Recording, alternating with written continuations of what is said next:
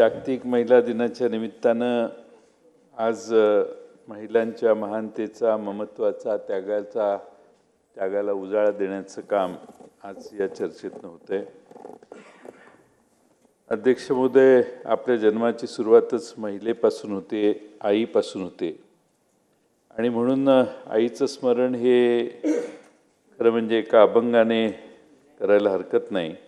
आई माझा देव, आई माझा गुरु, आई कल्पतरू, आई माझी, गर्भात तुझिया वाढलो निवांत, भासली ना भ्रांत कशाचीच, थोर उपकार आई जन्म दिले, सोने माझ्या झाले जीवनाचे, कसं फेडू सांग तुझे उपकार, जीवना आकार तूच दिले, धन्य पुंडलिक केली सेवा खरी, पांडुरंग हरी पाहत असे। म्हणजे स्त्रीला, आईला अर्थात स्त्रीला पांडुरंगाचा दर्जा या अभंगातून दिलेला आहे। अध्यक्ष महोदय, पौराणिक काळातही ऐतिहासिक काळातही स्त्रियांचं काम पुरुषांच्या खांद्याला खांदा लावून आणि तेवढ्याच आदरानं घेतलेलं आपण सगळ्यांनी पाहिलेलं आहे। आज आधुनिक युगात देखील तेच चित्र सर्व ठिकाणी दिसतं आणि आपण कोणत्याही संकट आलं की आपली आई किंवा घरातली महिला ही ढाल बनून लढते, हा आपला सगळ्यांचा अनुभव आहे। महाराणी येसूबाईचा त्याग आपण पाहिलेला आहे। राजमाता जिजाऊंचा देखील स्वराज्याबद्दल असणारी त्यांची कल्पना आणि छत्रपती शिवाजी महाराजांना दिलेलं मार्गदर्शन आपण पाहिलंय। महाराणी सईबाई राणीसाहेब असतील, महाराणी येसूबाई राणीसाहेब असतील किंवा ताराराणी राणीसाहेब असतील, दीपाबाई बांदल असतील, या सगळ्यांचं शौर्य, कर्तबगारी हे आपण सगळ्यांनी बघितलेली आहे। अहिल्याबाई होळकर यांना तर पराक्रमाच्या बाबतीत आणि त्यांनी केलेल्या प्रशासनाच्या बाबतीत आपण त्यांना विसरू शकत नाही। इंदोर संस्थानच्या मल्हारराव होळकरांना जसं आपण कर्तबगार पुरुष म्हणून त्यांच्या घराण्यात ओळखतो, त्याच पद्धतीनं पुण्यश्लोक अहिल्यादेवी होळकर यांना आपण ओळखतो।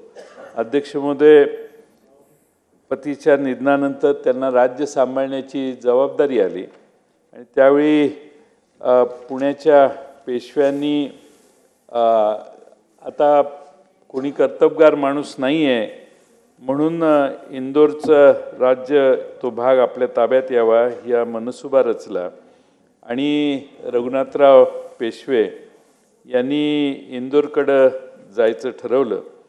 त्यावेळी पुण्यश्लोक अहिल्यादेवी होळकरांनी एक पत्र त्यांना पाठवलं।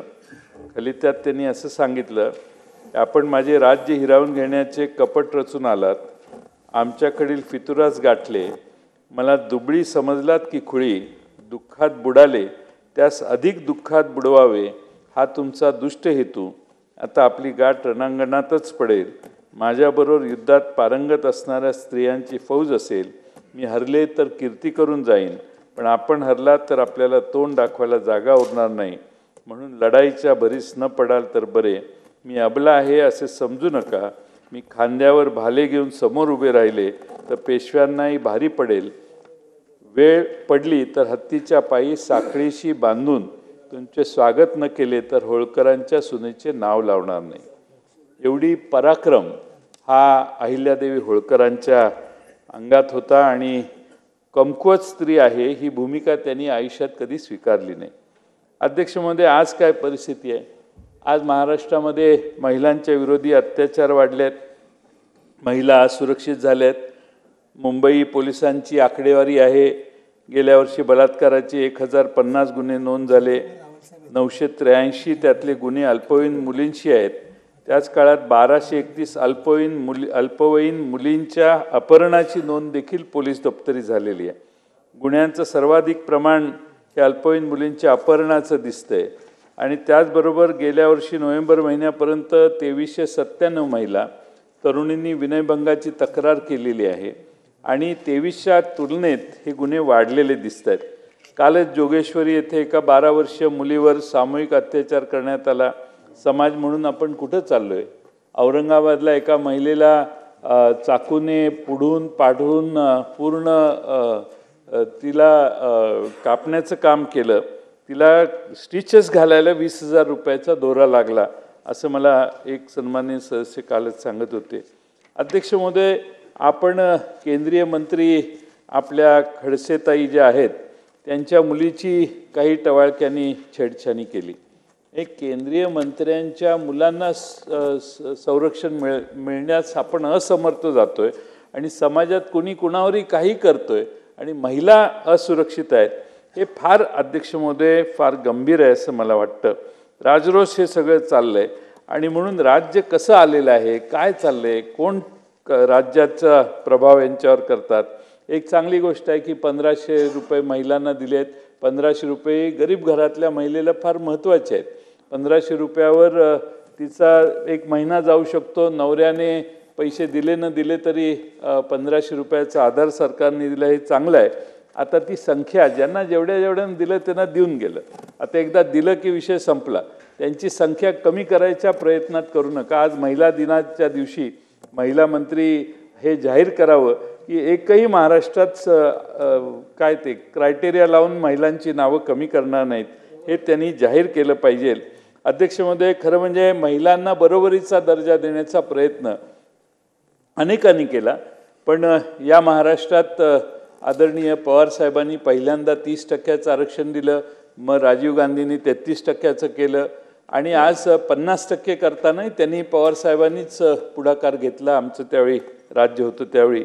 आणि त्यामुळे अध्यक्ष महोदय, एक वेगळ्या प्रकारे महिलांना राज्यकारभारात संधी देण्याचं काम हे महाराष्ट्रानं पुढाकार घेऊन केलेलं आहे. माझी अध्यक्ष महोदय फार वेळ घेण्याची इच्छा नाही, पण अध्यक्ष महोदय, जे गुन्हे चाललेले आहेत महिलांच्यावर, महिला घाबरलेल्या परिस्थितीत अनेक ठिकाणी वावरत आहेत आणि वेगवेगळ्या शिवशाही बसमध्ये परवा एक प्रकार झाला पुण्यात, अश्लील चाळे करून विनयभंग मुलींचा केल्याचं स्त्रीमध्ये आमच्या भागात आमच्या जिल्ह्यात एक प्रकरण घडलं. अनेक अशा गोष्टी आहेत. अगदी पर्वती मतदारसंघातली गुन्हेगारी वाढली आहे. ताई आता इथं नाही आहेत आणि त्याच्यासाठीही माझ्याकडे एक निवेदन आहे. अध्यक्ष महोदय, आज 3 वर्षात अध्यक्ष महोदय 15,000हून अधिक बालविवाह झाले आहेत महाराष्ट्रात. 19 ते 21 या सालात 15,253 बालविवाह झालेत. अध्यक्ष महोदय, हे चित्र जर बघितलं तर फार अवघड आहे.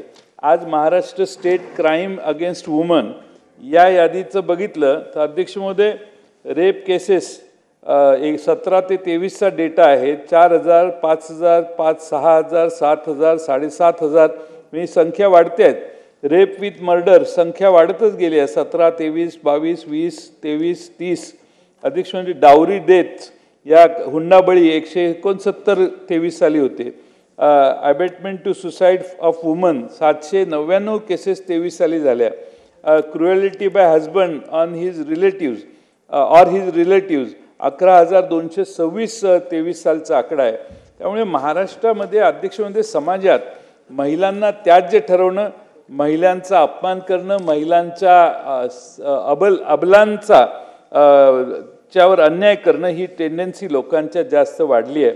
महिला मुलींवरच्या लैंगिक अत्याचाराची प्रकरणं ही देखील वाढलेली आहेत. जवळपास 22 जानेवारी 22 ते डिसेंबर 22 18 वर्षावरील महिला 414 आणि 18 वर्षाखालील पॉक्सो ॲक्ट 2012 965 मुली. 23 साली पण 157 251 बेपत्ता महिलांची आणि मुलींची संख्या. अध्यक्ष महोदय, अपहरण झालं हे आकडेवारी आहे. 1900 मुली एका वर्षात अपहरण झालं. 18 वर्षावरील हरवलेल्या 6,500 मिळाल्या, त्यातल्या बऱ्याचशा काही. पण अध्यक्ष महोदय, मुलींना पळवून नेणं, मुलींना बळजबरी करून घेणं हे तर रजिस्टर झालेल्या केसेस आहेत. पण समाजात असे लोक आहेत की मुलीला घेऊन गेले आणि परत दुसऱ्या 2 दिवसांनी आणून सोडली तर घरातले काही बोलत नाहीत, गप्प बसून तो अन्याय सहन करतात. आणि म्हणून समाजाची मानसिकता बदलणं हे आपल्या पुढचं सगळ्यात मोठं आव्हान आहे. राज्य कोणाचं हे फार महत्त्वाचं नाही, पण हे खाली काय चाललेलं आहे. आता जानेवारी 22 ते मला वाटतं हे पुण्याचा अहवाल आहे. 22 साली 1805 मुली मिसिंग महिला होत्या, त्यातल्या 1317 मिळाल्या. 23 साली जानेवारी टू मे 845 मिसिंग महिला आणि मिळून आल्या 496. म्हणजे उरलेल्या मिसिंग केसेसच आहेत.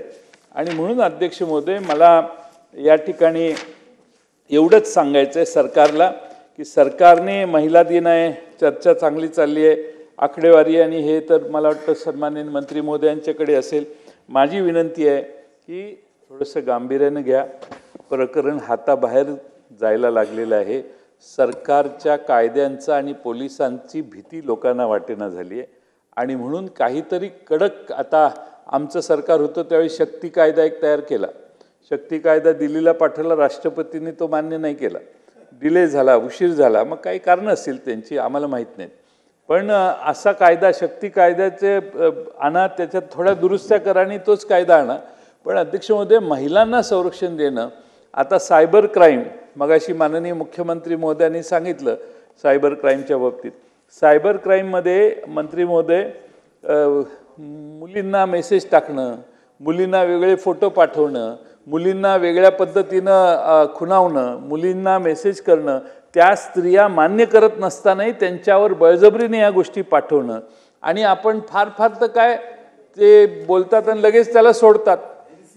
हां, NCI. म्हणून महिला मंत्री महोदयांना माझी विनंती आहे की महिलांची फेसबुकवर, इंस्टाग्रामवर, ते काय व्हॉट्सअपवर महिलांची छेडछाड करणं, महिलांच्याबद्दल कमेंट्स. आता इथं सभागृहात बसणाऱ्या लोकप्रतिनिधींनी काही स्टेटमेंट केलं तर खाली किती घाणेरडे कमेंट्स वेगळ्या लोकांचे येतात. म्हणजे कुणी माणूस कोणावरही काहीही बोलायला लागलाय. आणि म्हणून मंत्री महोदय, माझी कळकळीची विनंती, आज नका उत्तर देऊ तुम्ही, विशेष एक अर्धा तासाची चर्चा पुढच्या आठवड्यात ठेवा. पण तुम्ही आम्हाला सांगा की तुम्ही काय करणार, कोणत्या प्रकारचा कायदा येणार. हे NC मान्य करणं बरोबरच नाही. मुनगंटीवार साहेब म्हणतात ते, एखाद्याने असा गुन्हा केला, समजा एखाद्या व्यक्तीने तुम्हाला तुमच्याबद्दल घाण शब्द वापरले, तुमच्या चारित्र्यावर, कुठल्याही महिलेच्या चारित्र्यावर शिंतोडे टाकले, कुठलाही प्रूफ नसताना, तर त्या व्यक्तीला किमान वर्षभर तरी आत जायला पाहिजे. कायद्यात दुरुस्त्या करा.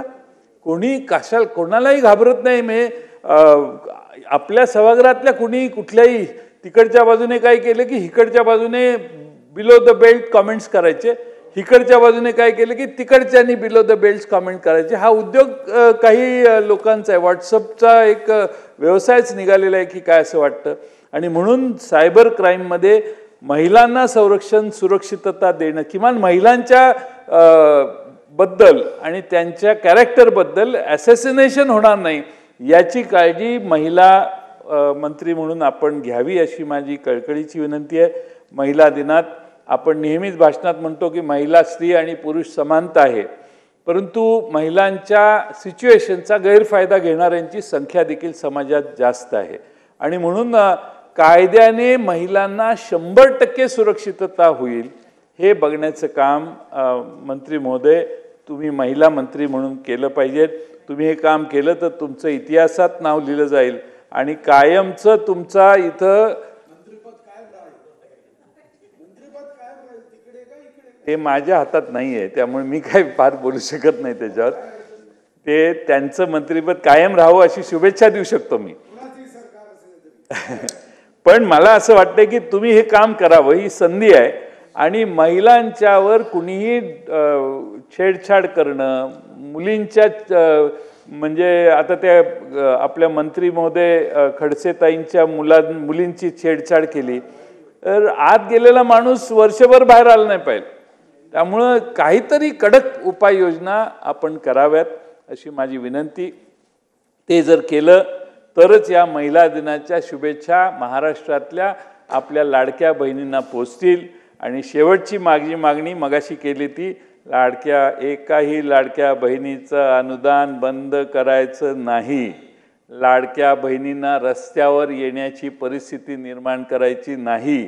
त्यांना मोर्चे काढून तुम्ही निवडणुकीपुरतं त्यांना वापरलं आणि नंतर दगा दिला, असं तुम्ही दिलेला नाही दगा, पण तसा प्लॅन जर असेल तर बजेटकडे बघून महिलांची संख्या या 1500च्या अनुदानाची कमी होणार नाही हे बघण्याचं काम पुढचे 2 दिवस अविरत करा. सोमवारी बजेट मांडताना कुठलाही घोटाळा होणार नाही आणि लाडक्या बहिणींचे 50,000 कोटी रुपयाची पूर्ण प्रोव्हिजन पहिल्याच दिवशी दिसेल हे बघा.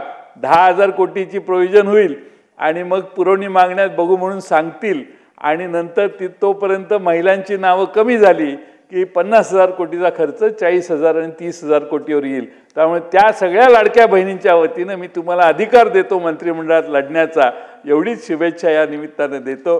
पुन्हा एकदा महिलांच्यासाठी ही चर्चा ठेवलेली आहे आणि महिलांच्यासाठी जे जे करता येईल ते या सुसंस्कृत महाराष्ट्रात आपण करायचा प्रयत्न करूया एवढंच सांगतो आणि या प्रस्तावाला पाठिंबा देतो आणि 2 शब्द संपवतो.